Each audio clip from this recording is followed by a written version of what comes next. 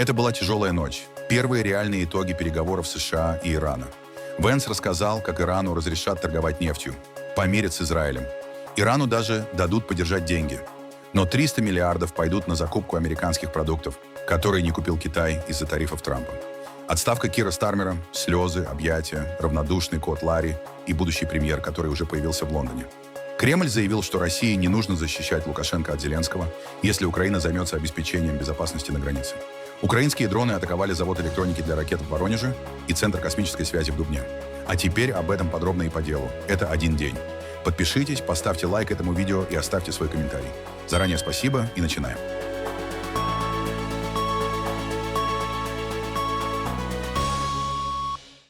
В швейцарском Бюргенстоке завершился первый раунд переговоров США и Ирана по реализации Исламабадского меморандума. Несмотря на жесткий обмен угрозами накануне, стороны согласовали дорожную карту подготовки окончательного соглашения в течение 60 дней. Главный результат – создание Высшего координационного комитета и нескольких рабочих групп по ядерной программе, санкциям, мониторингу исполнения договоренностей и урегулированию споров. Также открыта прямая линия связи между Вашингтоном и Тегераном для предотвращения инцидентов в Ормузском проливе и обеспечения безопасности коммерческого судоходства. Переговоры проходили на фоне нового кризиса. Иран вновь объявил Ормузский пролив закрытым, а Дональд Трамп пригрозил взять пролив под американский контроль и возобновить удары по Ирану. По данным CNN, иранская делегация официально выразила протест, после чего посредникам из Пакистана и Катара пришлось фактически спасать переговорный процесс от срыва. Глава МИД Ирана Аббас Аракчи сообщил, что Тегеран получил предварительные гарантии по экспорту нефти и нефтепродуктов, а также по частичному доступу к замороженным активам. Агентство Фарс утверждает, что проект временного освобождения иранского нефтяного экспорта от американских санкций уже подготовлен. Особую роль продолжает играть Пакистан. Именно Исламабад разработал посредническую схему между США и Ираном и сейчас координирует политический процесс вместе с Катаром. В пакистанских СМИ нынешние переговоры называют крупнейшим дипломатическим успехом страны за десятилетия.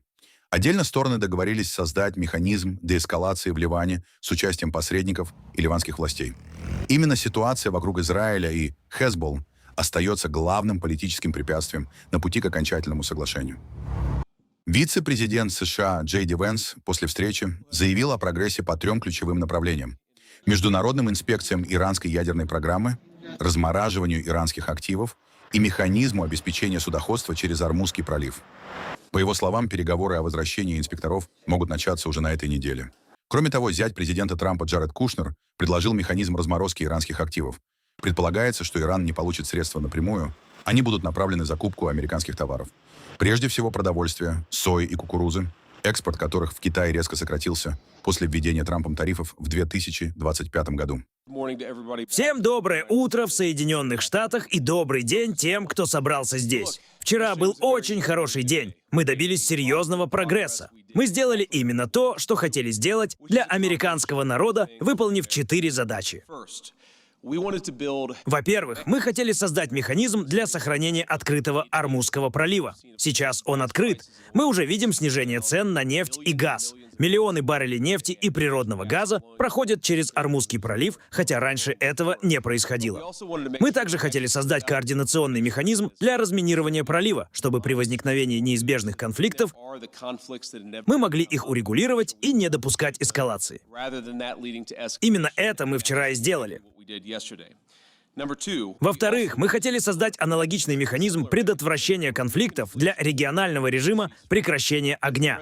Как сказал президент США, иногда прекращение огня означает лишь то, что стреляют немного меньше. Но мы хотели обеспечить координацию на случай, если начнется стрельба, если Хезболла откроет огонь по Израилю, или Израиль ответит, либо возникнут другие конфликты в регионе. Мы должны разговаривать друг с другом и искать способы остановить стрельбу и сделать регион безопаснее для наших союзников и всех остальных.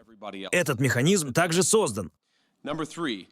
В-третьих, и именно этому американцы, вероятно, рады больше всего, Иран согласился вновь допустить инспекторов МАГАТЭ в страну.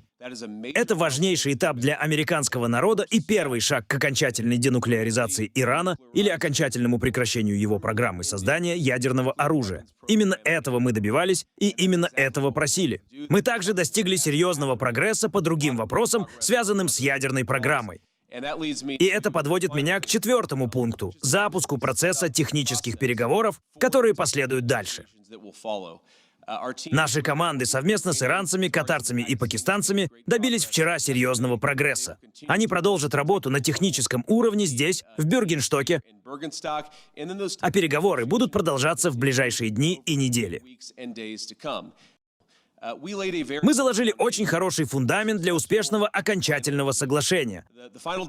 Окончательное соглашение — это дом. Мы заложили фундамент, но сам дом еще не построили. Однако основа для выгодного для американского народа результата уже создана. Важно понимать, насколько многое уже сделано. Но, откровенно говоря, впереди еще много работы. Нужно продолжать переговоры по ядерным вопросам, по экономическим вопросам, продолжать разминирование пролива и обеспечивать восстановление судоходства. Прогресс значительный, но работы еще достаточно, и мы полностью привержены ее выполнению.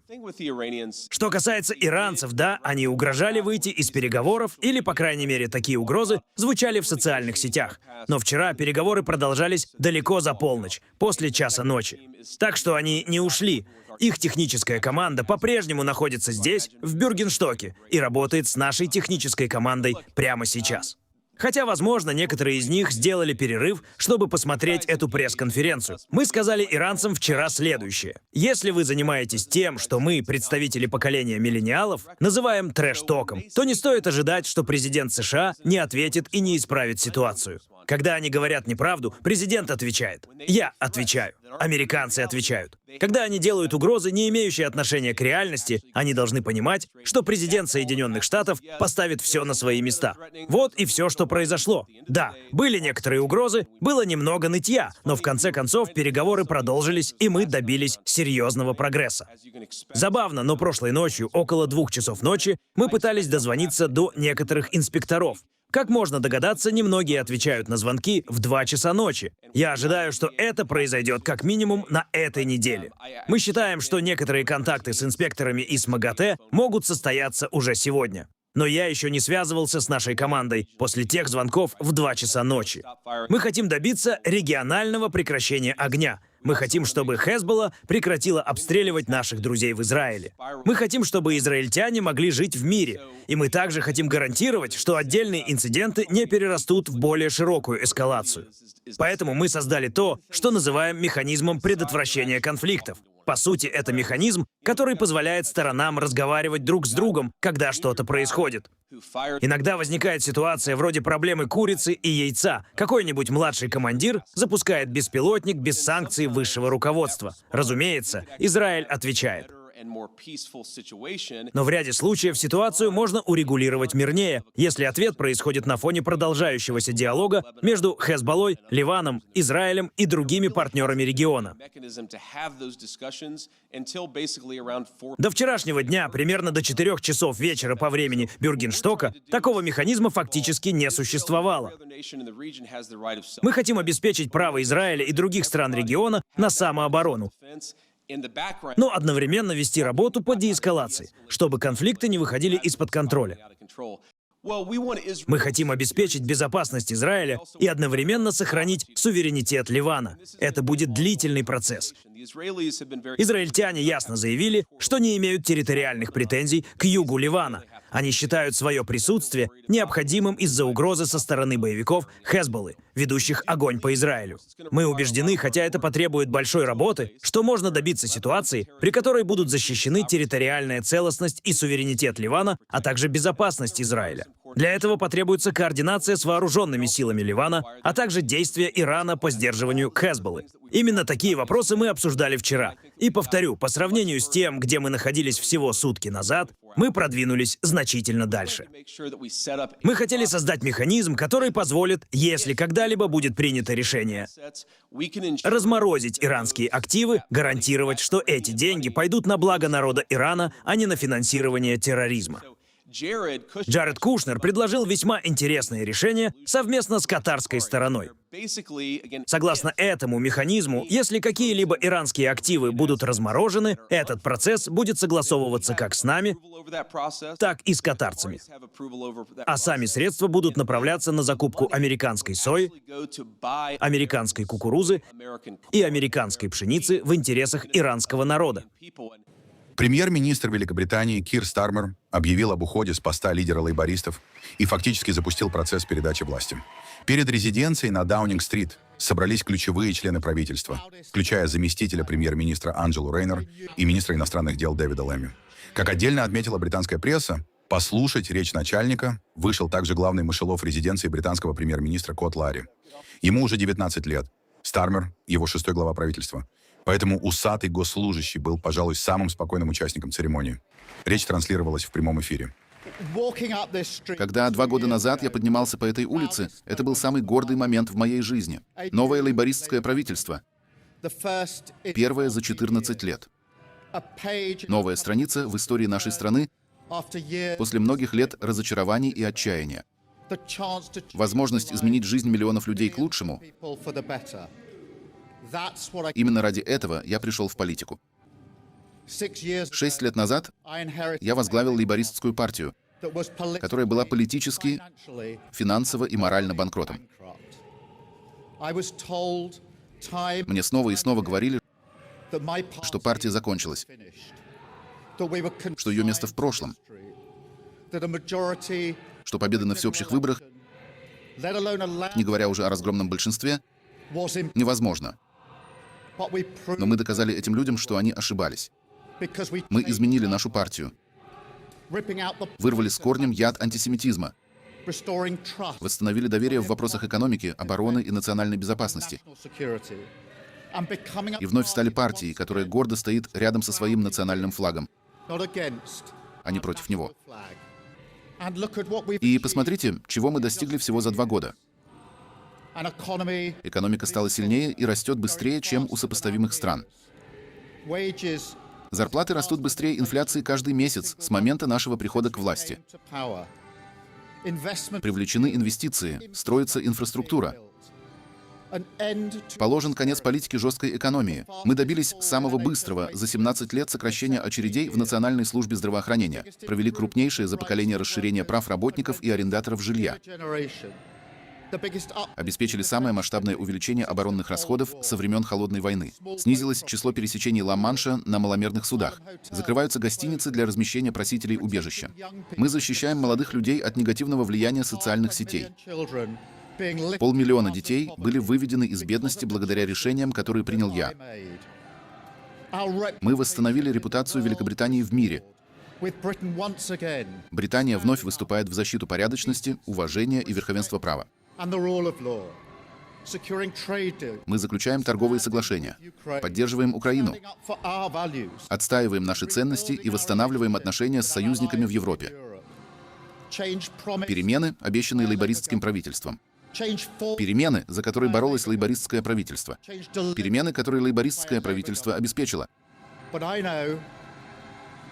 Но я знаю, какой вопрос задают сейчас. Не о том, кто лучше всего подходил для того, чтобы изменить лейбористскую партию, привести ее к власти и начать жизненно важную работу по улучшению жизни миллионов людей. На эти вопросы уже получены ответы. Вопрос, который сейчас задает моя партия, заключается в том, являюсь ли я лучшим человеком для того, чтобы привести ее на следующие всеобщие выборы. Я услышал ответ своей парламентской фракции на этот вопрос и принимаю этот ответ с достоинством. Каждое решение, которое я принимал, было продиктовано желанием поставить на первое место страну, которую я люблю. Именно поэтому я ухожу в отставку с поста лидера лейбористской партии. Сегодня утром я поговорил с Его Величеством Королем и сообщил ему о своем решении. Я попрошу Национальный исполнительный комитет лейбористской партии определить график выборов нового лидера. Выдвижение кандидатов начнется 9 июля и завершится до летнего парламентского перерыва. Если потребуется проведение выборов, это позволит избрать нового лидера до возвращения парламента к работе в сентябре. Я останусь на посту премьер-министра до завершения этой процедуры и сделаю все возможное, чтобы обеспечить упорядоченную передачу власти.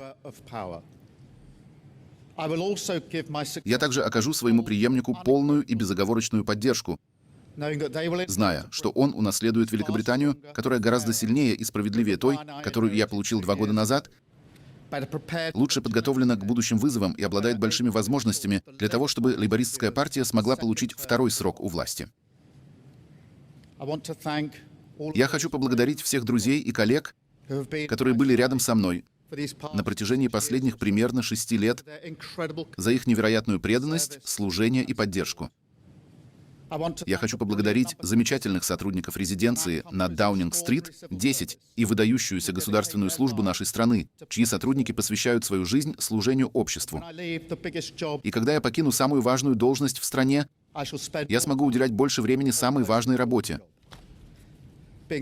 Быть лучшим мужем для моей замечательной жены Вик, которая была моей опорой и в хорошие, и в трудные времена. И быть лучшим отцом для моих прекрасных детей, которые являются моей гордостью и моей радостью. Большое спасибо.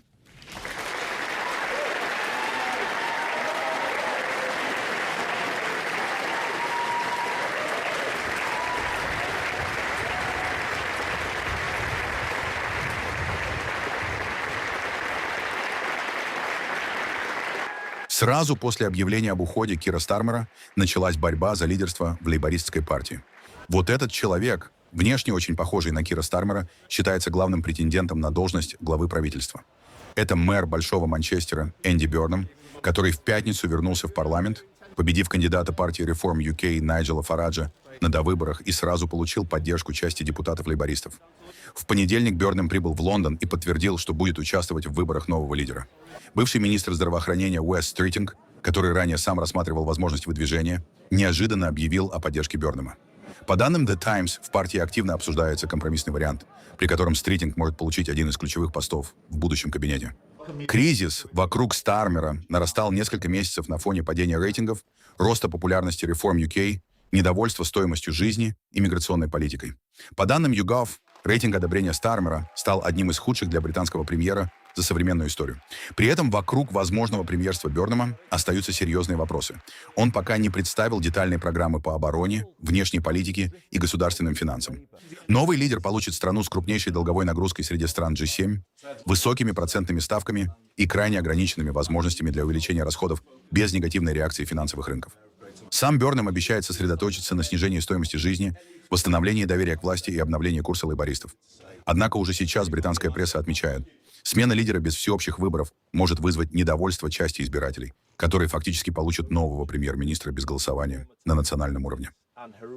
Кир Стармер уходит с поста премьер-министра менее чем через 2 года после триумфальной победы лейбористов на выборах. Британские СМИ называют главной причиной отсутствия четкой политической идеи. Стармер сделал ставку на прагматизм и компромиссы, но со временем его все чаще обвиняли в нерешительности и отсутствии стратегического курса. На международной арене Стармеру удалось сохранить особые отношения с администрацией Дональда Трампа. Британская пресса неоднократно писала, что ради этого он был готов к своеобразному массажу эго американского президента. Приглашал его со вторым государственным визитом в Великобританию, публично хвалил его дипломатические инициативы и избегал открытых конфликтов даже по спорным вопросам. Стармер также активно поддерживал Украину, участвовал в формировании коалиции желающих и совместно с Эммануэлем Макроном продвигал переговорные усилия вокруг Ближнего Востока и Ормузского пролива. Однако внешнеполитические успехи не компенсировали внутренние проблемы. На фоне кризиса стоимости жизни, миграции и роста популярности партии Reform UK рейтинги правительства продолжали снижаться. С уходом Стармера Великобритания получит уже 7-го премьер-министра после референдума о Brexit в 2016 году. Я считал Кира Стармера порядочным человеком. И, похоже, это уже современное явление. Британские премьер-министры надолго не задерживаются. Поэтому я был очень разочарован. Думаю, он сделал все, что мог. Он очень искренний и честный человек, но в конечном итоге потерял поддержку своих депутатов. Похоже, уже практически предрешено, что Энди Бёрнам станет премьер-министром. Все выглядит так, будто его просто коронуют. Есть мнение, что выборы лидера должны быть конкурентными, и, на мой взгляд, для партии было бы полезнее, если бы действительно состоялось полноценное соперничество. Честно говоря, я рад. Просто нужны перемены. Думаю, большинство страны чувствует примерно то же самое. Постоянно слышишь только о том, какую плохую работу он делает. Я и так не хотел голосовать за лейбористов. Но теперь опасаюсь, что получится как в поговорке. Из огня до в полымя, если к власти придет Энди Бёрнам. Я не удивлена. Думаю, он поступил правильно. Считаю, ему нужно уйти в сторону и дать возможность кому-то другому взять руководство на себя. Так что, да, я думаю, это хорошее решение. Думаю, Энди Бёрнам может оказаться неплохим вариантом. Нужно дать ему шанс. Хуже других, кто уже пробовал, он вряд ли будет. И мне кажется, у него есть желание работать. Энтузиазм тоже важен. Так что да. Думаю, это хорошо, потому что я живу здесь уже 18 лет. Когда я приехал, эта страна была прекрасной. Можно было работать, жить, делать все, что угодно. А сейчас ты работаешь как раб, и ни на что не хватает денег. Я тяжело работаю на стройке. И, по моему мнению, эта страна уже несколько лет катится вниз. Если честно, я скорее доволен. Но не знаю, каким окажется следующий парень. Я даже имя его сейчас забыл. Тот, что из Манчестера, Энди. Мне просто не нравились некоторые вещи, которые делал Стармер. Так что, надеюсь, теперь нас ждут перемены. Это не имеет значения. Ситуацию это не изменит. Просто новое лицо, а все останется по-прежнему. Наверное, это хорошая идея, с учетом того, как сейчас складываются дела. Его собственная партия его больше не поддерживает. Так что на его месте я бы тоже, скорее всего, подал в отставку. После объявления об отставке Кира Стармера в мире отреагировали по-разному. В Берлине назвали уходящего британского премьера надежным партнером, особенно по вопросам поддержки Украины, и подчеркнули, что совместная встреча лидеров Германии, Франции, Италии, Польши и Великобритании перед саммитом НАТО пройдет по плану. Правительство Германии всегда считало Кира Стармера надежным и близким партнером в вопросах внешней политики, особенно в том, что касается Украины. Запланированная встреча формата Е5, Европейской пятерки, является частью подготовки к саммиту НАТО, и мы ожидаем, что она состоится в соответствии с намеченным планом. Однако, я хотел бы еще раз подчеркнуть, что встреча Е5 прежде всего предназначена для подготовки к саммиту НАТО в Анкаре, и поэтому имеет иной основной акцент. В Москве реакция оказалась заметно холоднее. В Кремле заявили, что уход Стармера вряд ли изменит отношения между Лондоном и Москвой. Кир Стармер никак себя не зарекомендовал с точки зрения российско-британских отношений. Он всегда был сторонником поддержания этих отношений на нулевом уровне, который мы сейчас, собственно, лицезреем. Поэтому ничем примечательным он, так сказать, для нас не запомнится в своей бытности. Ну и в то же время много вопросов, что, может быть, после него будет лучше, но вряд ли сейчас кто-то на политическом небоскребе Великобритании будет иметь отличную от Кира Стармера позицию в отношении наших двусторонних отношений. В Москве не сомневаются, что Беларусь способна самостоятельно обеспечить свою безопасность и защитить свой суверенитет. Такой комментарий прозвучал из уст пресс-секретаря Путина Дмитрия Пескова, который обвинил Украину в угрозах суверенитету Беларуси после заявления Владимира Зеленского о том, что Киев готов принять меры, если Минск не прекратит помогать России в координации ударов по украинской территории. По словам Зеленского, если Беларусь быстро не уберет это оборудование, мы будем действовать. Песков заявил, что Владимир Путин и Александр Лукашенко обсудят слова украинского президента. Действительно, и вы знаете, что и Александр Григорьевич об этом говорил, в обозримой перспективе планируют осуществить контакты. Это будет хорошая возможность для того, чтобы обсудить эти и другие вопросы. Но так, конечно, угроза абсолютно агрессивная, вмешательство во внутренние дела другой страны, посягательство на суверенитет другой страны.